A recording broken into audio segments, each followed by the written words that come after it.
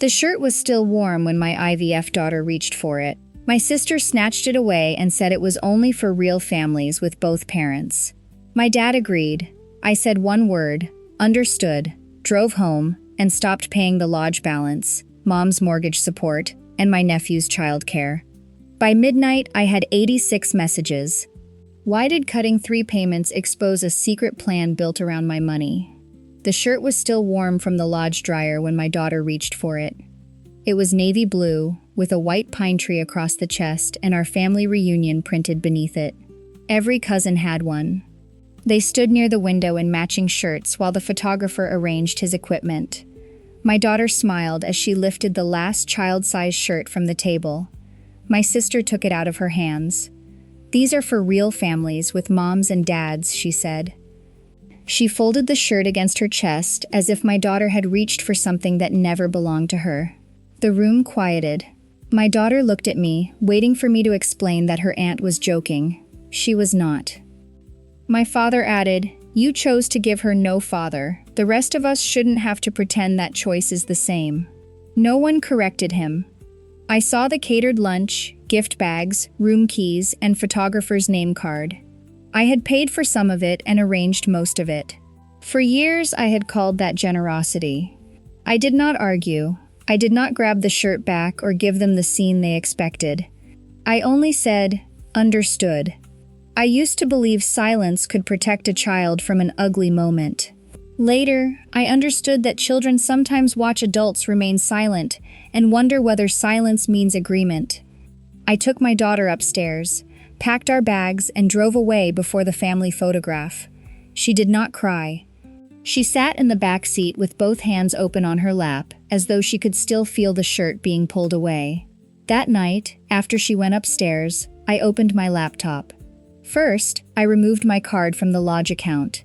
I had paid the $1,600 deposit. I was not asking for it back. I refused to cover the remaining $1,900 for adults still enjoying the weekend.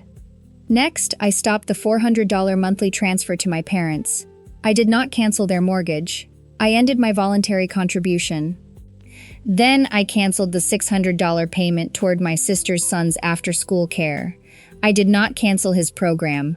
I removed myself as the third-party payer. By midnight, my phone showed 86 calls, texts, emails, and payment alerts. The first message asked about the lodge balance. The second demanded that I restore mom's mortgage transfer. The third came from my sister. "You can't punish the whole family because your daughter didn't get a shirt." Not one message asked whether my daughter was all right. Minutes later, she appeared in the kitchen doorway wearing pajamas and holding her family photo album against her chest. "Did you pay for the reunion so they would let me be family?" For several seconds, I could not breathe. To understand why that question hurt more than anything said at the lodge, I have to go back 1 hour, to the moment we pulled away and my phone began vibrating inside the console. The first hour south from Door County passed without music. Normally, my daughter asked for a playlist before I left the parking lot. That day, she sat behind me with her forehead turned toward the window, watching pine trees and gray water slide past. My phone lay face down in the center console with driving mode on. Every few minutes, it buzzed against the plastic. Each time, her shoulders tightened. I did not answer. I was not going to let her listen while adults debated whether she deserved a place in a family photograph. At a highway rest stop, I parked beneath bare maples and turned off the engine. Wind pushed dry leaves across the pavement. My daughter closed her eyes, but I could not tell whether she was sleeping or protecting herself from another conversation. There were already 23 notifications. Mom had called 6 times. My sister had called 8. Dad had left 2 voicemails. A cousin asked whether I was really going to ruin the weekend over a misunderstanding. No one asked whether my daughter had eaten. I called the lodge manager first. I had paid the $1,600 deposit months earlier. Each household was supposed to cover its rooms, meals, and extras. Without telling me, Mom had left my card as the backup for the remaining $1,900. I was not asking the lodge to refund anything already used. "There is no problem with the reservation," I said. "There is a problem with who everyone assumed would finish paying for it." The manager paused, then confirmed another adult would need to provide a card. Next, I opened my banking app. The $400 transfer to my parents had started after Dad's heart surgery. He had been unable to work, medical bills were arriving, and they truly needed help. I had agreed to 6 months. Dad recovered. His pension began arriving regularly. Social Security followed.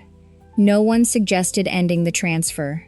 6 months became a year, then another. By that afternoon, it had been running for almost 4 years. I stopped the next payment. I did not touch their loan. I only ended my contribution. The $600 childcare payment began when my sister said she needed help for 6 to 9 months, until she could return to 30 hours a week. 4 years later, it still left my account automatically. Family dependence rarely begins with a shameless demand. More often, it begins with a real emergency, and continues because the person helping is too uncomfortable to ask when the emergency ended. When I parked outside our townhouse, my daughter carried her bag upstairs. Before closing her bedroom door, she looked back. "They took the picture without us, didn't they, Mom?" I found my daughter sitting cross-legged on her bedroom floor.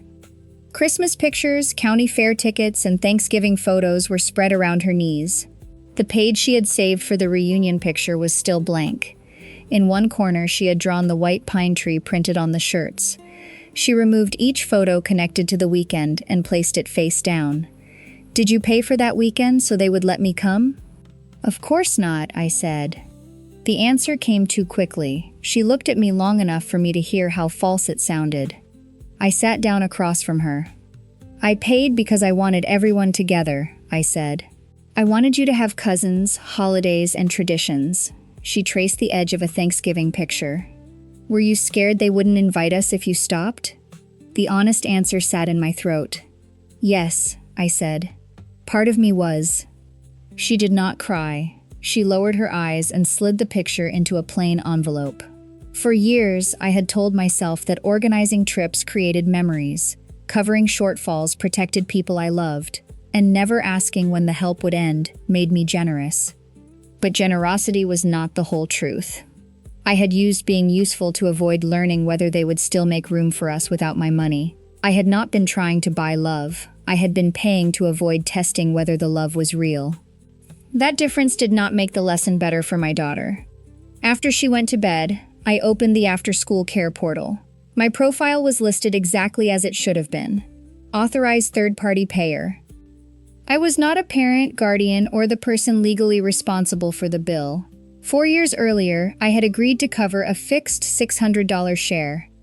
I removed my payment method before the next billing cycle. Then I counted the notifications. 34 missed calls, 31 text and group messages, 8 voicemails, 7 emails, 6 automated payment alerts, 86 in all. Everyone wanted money restored, a charge explained, or a problem fixed. Not one said, "How is she?" I had spent years proving that my daughter had not lost a family because of the way I chose to become her mother. I had never stopped to ask whether the family I was preserving was safe for her. Then I saw a message from my sister. Before I tell you what that message led me to uncover, tell me, where are you listening from, and what time is it there right now? I always love knowing where these stories find you. The message said, "Call me before the children find out you took their college money." I read it 3 times. I had never agreed to put a single dollar into any college fund. I answered my sister with one sentence. "I never agreed to fund college accounts. Send me the documents showing what you mean." Her reply came less than a minute later. "You know exactly what you did." She sent no statement or explanation, just an accusation. Before that night, I would have called and tried to calm her down. I might even have apologized before I understood what the children had been told. Instead, I set the phone beside my notebook and waited. Mom called next. "What did you do to our mortgage?" she demanded. "I did not cancel your mortgage, Mom. I ended my $400 monthly contribution." "You know what I mean." "No. I need you to say what you mean." Her voice tightened. "She said they had built that money into their budget. and could not adjust without warning. The help was supposed to last 6 months, I said. Why was it turned into permanent income without discussing it with me? She reminded me that she and Dad were older. She spoke about security, family duty, and uncertainty. She did not answer my question. Dad called 5 minutes later. "Put the payments back," he said.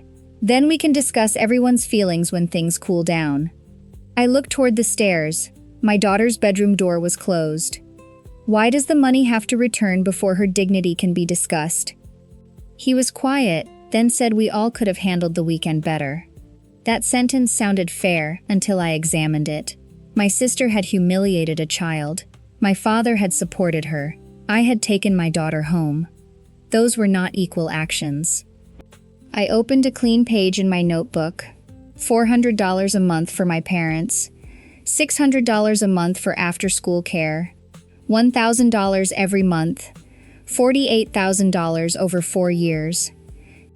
Below that, I listed holiday groceries, birthday gifts, family trips, shortfalls, and the lodge deposit. The bathroom floor beside my tub had been curling from moisture for nearly a year. I had reduced my retirement contribution.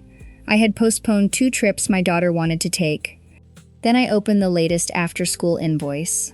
Beneath my $600 share was a line I had never noticed. Remaining balance may be routed to Family Education Reserve. It was not a 529 college account. It was a taxable family reserve that could serve as a backup payment source. The administrator's name was my mother's. Money does not have to be stolen to become a tool of exploitation. Sometimes it is given willingly, while the truth that would have ended that willingness is withheld. I had once escaped a man who kept me waiting for almost a decade. Looking at my mother's name beneath Family Education Reserve, I wondered whether I had ever stopped waiting for other people to give me permission to live. While I waited for Dad to send the financial records, I thought about another promise that had never come with a date. I had spent nearly 9 years with a divorced man who had 2 children. I packed lunches, attended school concerts, and stayed awake through fevers. I loved them. And that was part of why I stayed. From the beginning, he said he wanted to marry again and have another baby. But every year brought a new reason to wait. First, he needed a promotion. Then he wanted to pay down divorce debt. His daughter was struggling at school. His son needed stability. Later, he said starting over with a baby would be unfair to the children he already had. Each reason sounded sensible by itself. Together, they consumed most of my 30s. At 37, I scheduled a fertility evaluation. The doctor told me my fertility was declining, that waiting would narrow my choices, and that doing nothing was also a decision. I placed the appointment card beside his coffee mug. He stared at it and said, "I thought you would have let this go by now." That sentence told me the truth. He had never been waiting with me. He had been waiting for time to make me surrender. I left within weeks. There was no screaming scene. I packed what belonged to me and grieved the children I had helped raise but had no legal right to keep seeing. Then I began planning. I completed counseling, reviewed my insurance, calculated maternity leave, built a childcare budget, and chose an identity release donor so my child could request information as an adult. Mom disagreed. "A baby deserves a mother and a father," she said. "A baby deserves adults who truly want the job," I answered. What worried her most was how our family would look to other people. At the time, I dismissed it as old-fashioned concern. I did not recognize it as a warning. The night before the embryo transfer, I wrote a letter on pale blue paper. "I don't know who you will become. I only know you will never have to wonder whether you are wanted." In the present, I took that letter from the fireproof box beside my daughter's birth certificate. I had stopped waiting for a man to give me permission to become a mother. Yet after my daughter was born, I spent years waiting for my family to admit that the way I became one was valid. The next afternoon, she brought home an assignment titled, "Where My Family Comes From." "I'm not doing it," she said. "I don't want everyone asking why I don't have a dad at home." Then she asked, "Did you have me because he didn't choose you?" "I didn't have you because no man chose me," I said. I had you after I stopped letting other people decide whether I was allowed to become your mother. My phone buzzed. Dad had sent a message. Your mother keeps the household numbers in a shared folder. I thought you knew. I'm sending you the link. I downloaded the entire folder before opening a single file. The shared folder opened to files that looked ordinary enough. There was a household budget, mortgage statements, 3 529 college account reports, family meeting notes, and several email chains saved as PDFs. Before reading anything, I downloaded a complete copy to my personal drive.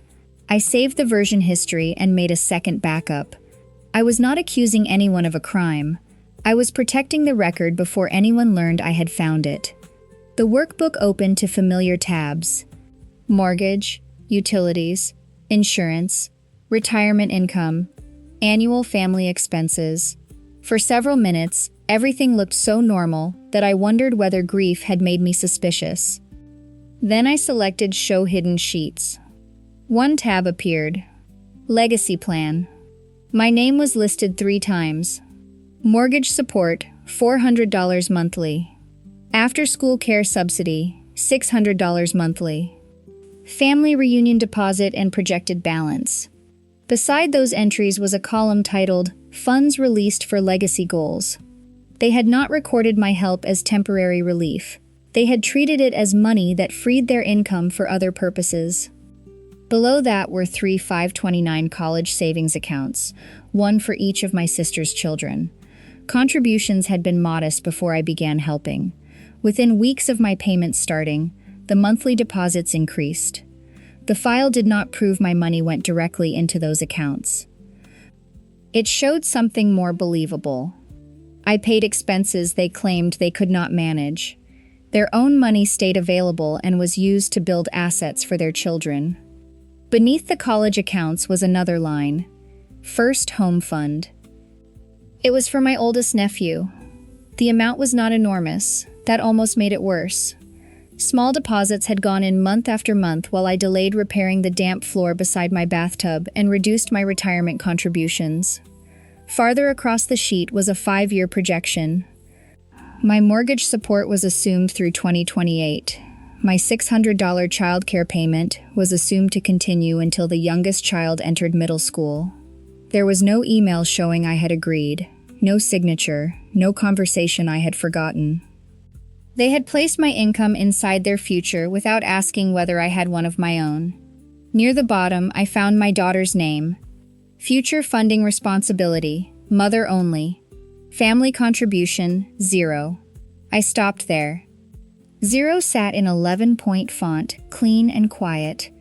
I remembered every time Mom called me dependable, every time my sister said the children needed stability, every time Dad said family helped family.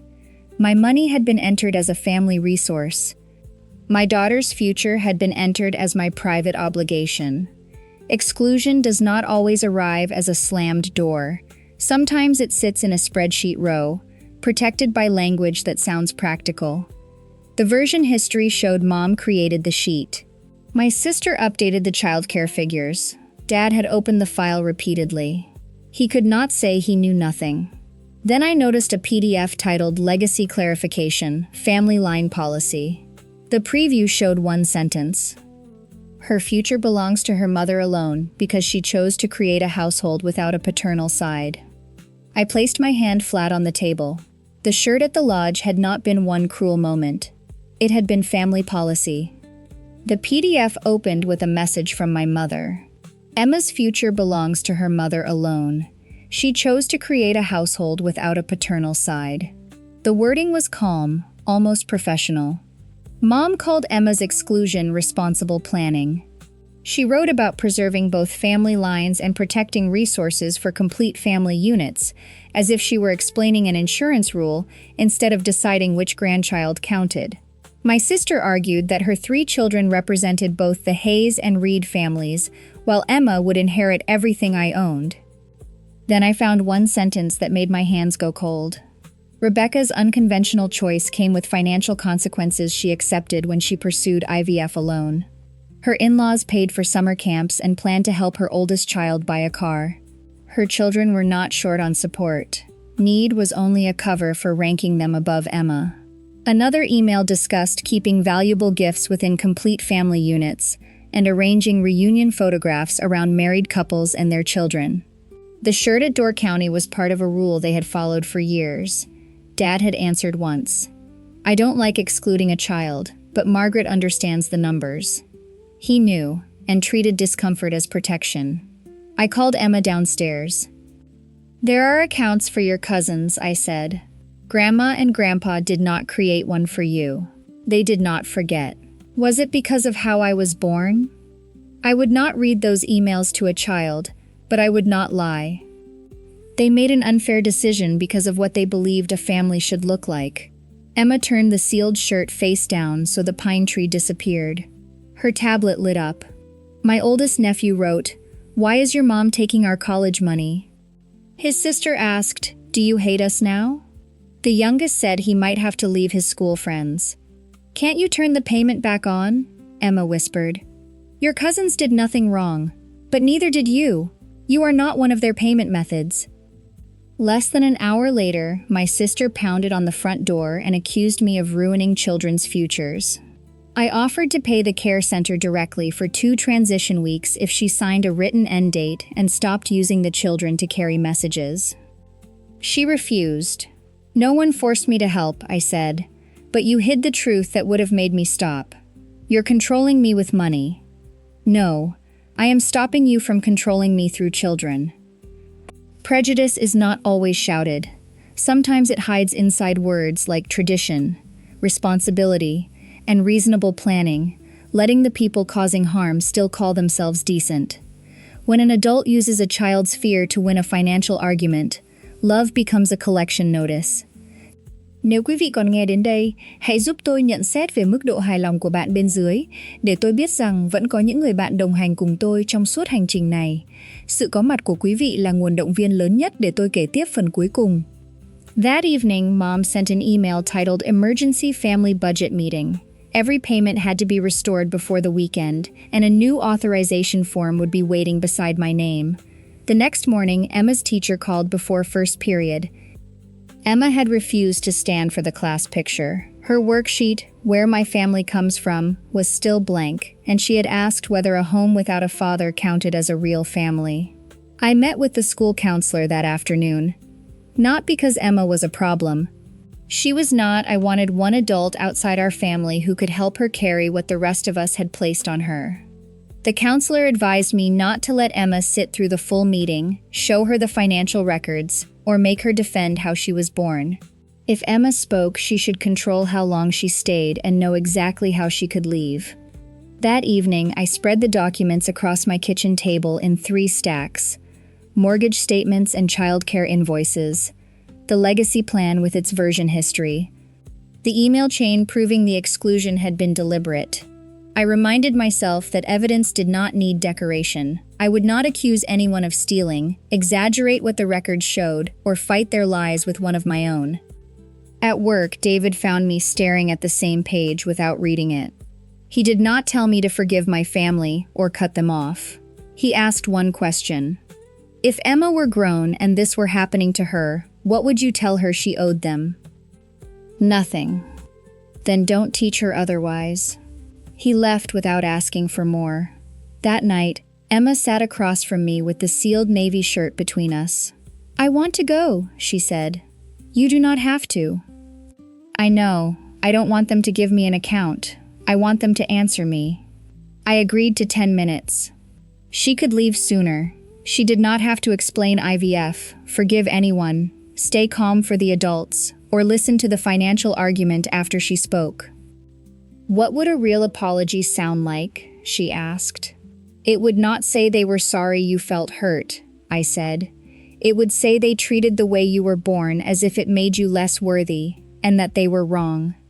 She tried several questions before choosing one. If I'm not part of this family, why was my mother's money allowed to be? Children do not need every number in an adult dispute, but when their dignity is being discussed, silencing them completely can become another kind of exclusion. The next morning, Emma carried the shirt on her lap to my parents' house. When Mom opened the door, I saw a payment authorization form and a pen waiting beside the chair marked with my name. The dining room looked like a hearing. Mortgage statements, childcare invoices, and the legacy plan covered the table. Beside the chair marked with my name, Mom had placed a new payment authorization form and a pen. She pointed to the chair. I stayed standing. "We need to handle the urgent matters first," she said. "The transfer is due. Noah's care needs a payment method. The lodge wants the balance.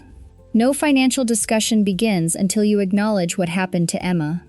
Mom called it an unfortunate misunderstanding. My sister said the shirts had been organized by household units. Dad said he had phrased his comment badly. "You did not phrase a harmless thought badly," I said. "You agreed that she did not belong." Emma placed the navy shirt on the authorization form. "If I'm not part of this family, why was my mother's money allowed to be?" My sister leaned toward her. "Your mother's money helped Grandma and Grandpa. It helped Noah stay in care." "That isn't what I asked." Mom softened her voice. "Sweetheart, of course we want you. This is an adult disagreement." "Then why couldn't I stand in the picture?" No one answered quickly enough to sound honest. Emma pushed the shirt across the table. "I don't want it anymore. I wanted to know if you wanted me." Then she went to the next room. I opened my folder. I showed when the mortgage support began, the email promising childcare help for 6 to 9 months, the increased 529 contributions, the first home fund, and the phrase, "funds released for legacy goals." Then I pointed to Emma's line. Family contribution, 0. The projection also assumed I would keep paying through 2028. Mom lifted her chin. "Those were my accounts. I had the right to use my money. I am not accusing you of stealing. I am saying you claimed you could not manage the mortgage while using the money my help freed to build assets for the grandchildren you chose." I read Dad's sentence aloud. "I don't like excluding a child, but Margaret understands the numbers." He looked down. "I knew Emma had no account," he said. "I knew it was wrong. I stayed quiet to avoid another fight. At the lodge, I made it worse. I did not forgive him simply because he admitted it." My sister shoved back her chair. "My children have a mother, a father, and 2 families to represent. Emma only has you." The room went still. "Then from now on, I will be enough," I said. "But my money will no longer be required to make your family look complete." The lodge balance would be divided among the adults who stayed. The mortgage support was over. My 2-week transition offer for Noah remained open until the next day. There would be no more funded trips, open-ended rescues, or contact with Emma about adult money. Daniel spoke at last. "Noah is our responsibility. I'll work it out.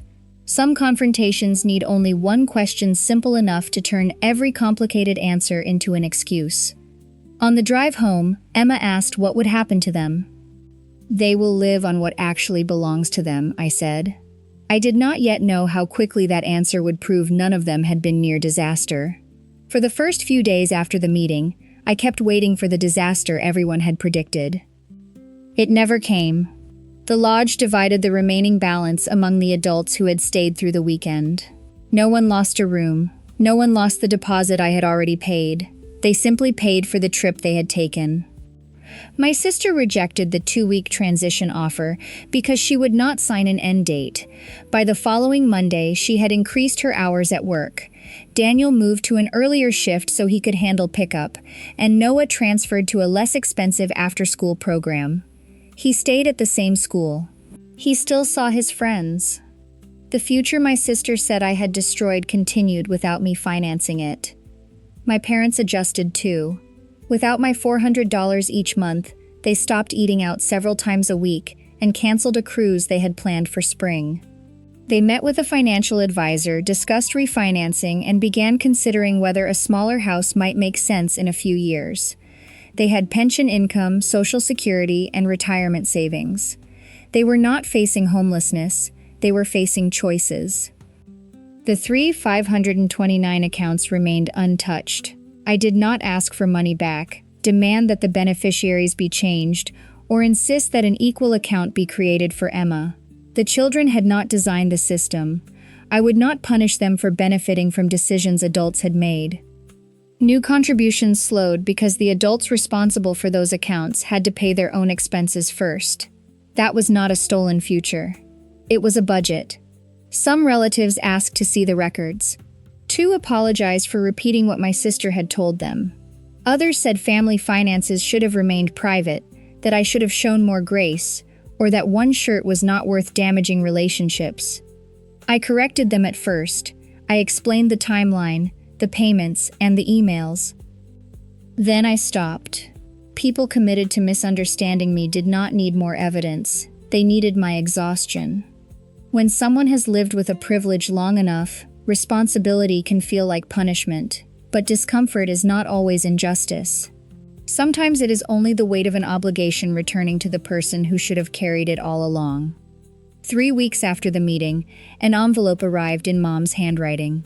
The first line read, "Grandma is sorry you were hurt."